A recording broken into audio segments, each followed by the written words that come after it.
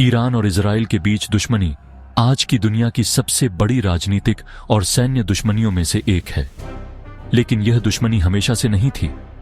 इतिहास में एक समय ऐसा भी था जब दोनों देशों के बीच अच्छे संबंध थे।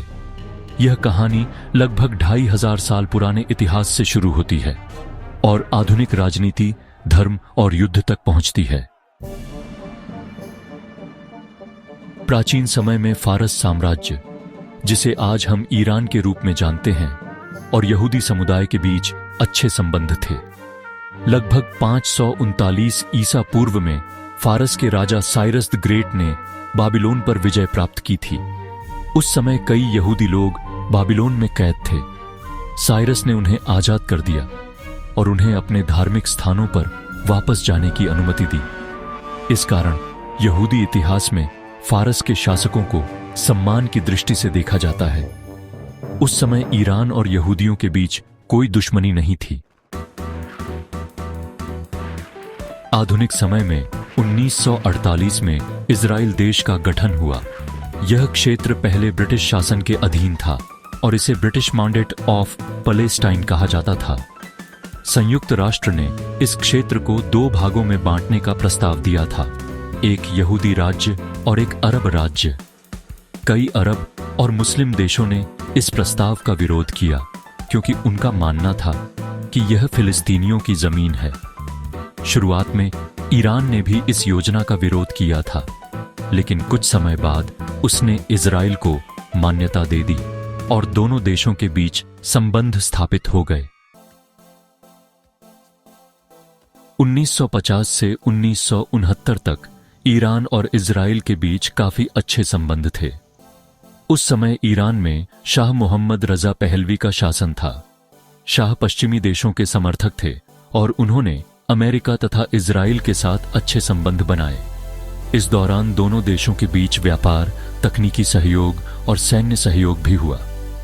इजराइल ने ईरान को कृषि तकनीक और सैन्य प्रशिक्षण में मदद दी। वहीं ईरान इजराइल को तेल की आपूर्ति करता था। इस दौर में दोनों देश गुप्त रूप से भी सहयोग करते थे। लेकिन 1979 में ईरान में एक बहुत बड़ी राजनीतिक घटना हुई जिसे इस्लामी क्रांति कहा जाता है। इस क्रांति का नेतृत्व आयतुल्लाह रूहुल्लाह खोमैनी ने किया था। इस क्रांति के बाद शाह की सरकार गिर गई और ईरान एक इस्लामिक रिपब्लिक बन गया। नई सरकार ने इजराइल के खिलाफ कड़ा रुख अपनाया। उन्होंने कहा कि इजराइल एक अवैध राज्य है जो फिलिस्तीन की जमीन पर कब्जा करके बना है। इसके बाद ईरान ने इजराइल के साथ सभी राजनयिक और राजनीतिक संबंध समाप्त कर दिए। तेहरान में इजराइल का दूतावास बंद कर दिया गया और उसे फिलिस्तीनी संगठन को दे दिया गया। यहीं से दोनों देशों के बीच दुश्मनी शुरू हुई। फिलिस्तीन का मुद्दा ईरान और इजराइल के बीच संघर्ष का एक बड़ा कारण है। ईरान का मानना है कि फिलिस्तीनियों के साथ अन्याय हुआ है और इजराइल ने उनकी जमीन पर कब्जा कर लिया है।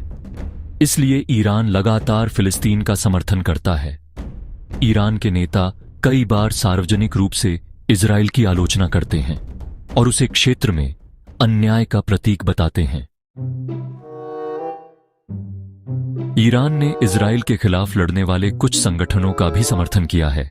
इनमें लेबनान का संगठन हिजबुल्लाह और गाजा का संगठन हमास शामिल हैं। ईरान इन संगठनों को वित्तीय सहायता, हथियार और प्रशिक्षण देता है। इन संगठनों ने कई बार इजराइल पर हमले किए हैं। इस कारण इजराइल ईरान को अपनी सुरक्षा के लिए बड़ा खतरा मानता है। 1990 के दशक के बाद ईरान का परमाणु कार्यक्रम भी एक बड़ा विवाद बन गया। ईरान का कहना है कि उसका परमाणु कार्यक्रम शांतिपूर्ण उद्देश्यों के लिए है, जैसे बिजली उत्पादन और वैज्ञानिक अनुसंधान। लेकिन इजराइल और कुछ पश्चिमी देशों को डर है कि ईरान परमाणु हथियार विकसित कर सकता है। अगर ईरान परमाणु बम बना लेता है तो इससे मध्य पूर्व में शक्ति संतुलन बदल सकता है। इसी कारण इजराइल ने कई बार ईरान के परमाणु कार्यक्रम को रोकने के लिए गुप्त अभियान चलाए हैं। इसमें साइबर हमले, वैज्ञानिकों की हत्या और गुप्त ऑपरेशन शामिल बताए जाते हैं। 2000 के बाद दोनों देशों के बीच एक तरह का गुप्त युद्ध शुरू हो गया, जिसे शैडो वॉर कहा जाता है। इसमें दोनों देश सीधे युद्ध नहीं करते, लेकिन एक दूसरे को नुकसान पहुंचाने के लिए विभिन्न तरीकों का उपयोग करते हैं। इसमें साइबर हमले, ड्रोन हमले, जहाजों पर हमले और खुफिया ऑपरेशन शामिल होते हैं। 2011 में सीरिया में गृहयुद्ध शुरू हुआ। इस युद्ध में ईरान ने सीरिया की सरकार का समर्थन किया, जबकि इजराइल को चिंता थी कि ईरान इस अवसर का उपयोग करके सीरिया में अपनी सैन्य मौजूदगी बढ़ा सकता है। इसलिए इजराइल ने कई बार सीरिया में ईरान से जुड़े सैन्य ठिकानों पर हवाई हमले किए। 2024 में स्थिति और गंभीर हो गई, जब ईरान ने पहली बार सीधे इजराइल पर मिसाइल और ड्रोन से हमला किया। यह हमला सीरिया की राजधानी दमिश्क में ईरानी दूतावास पर हुए हमले के जवाब में किया गया था। इस घटना ने दोनों देशों के बीच तनाव को और बढ़ा दिया। 2026 तक आते आते स्थिति और अधिक खतरनाक हो गई है। इजराइल और उसके सहयोगियों ने ईरान के कुछ सैन्य ठिकानों पर हमले किए और ईरान ने भी मिसाइल और ड्रोन के जरिए जवाबी कार्रवाई की। इस संघर्ष के कारण पूरे मध्य पूर्व में तनाव बढ़ गया है और कई देशों को चिंता है कि यह बड़ा क्षेत्रीय युद्ध बन सकता है। अगर हम इस दुश्मनी के मुख्य कारणों को देखें तो कई कारक सामने आते हैं। पहला कारण विचारधारा है। ईरान की इस्लामिक सरकार इजराइल के अस्तित्व को स्वीकार नहीं करती। दूसरा कारण फिलिस्तीन का मुद्दा है, जिसमें ईरान फिलिस्तीनियों का समर्थन करता है। तीसरा कारण परमाणु हथियारों को लेकर डर और अविश्वास है। चौथा कारण मध्य पूर्व में प्रभाव और शक्ति की प्रतिस्पर्धा है। पांचवां कारण प्रॉक्सी संगठनों का समर्थन है, जो इस संघर्ष को और जटिल बना देता है। संक्षेप में कहा जाए तो ईरान और इजराइल की दुश्मनी इतिहास, राजनीति, धर्म और क्षेत्रीय शक्ति की प्रतिस्पर्धा का परिणाम है।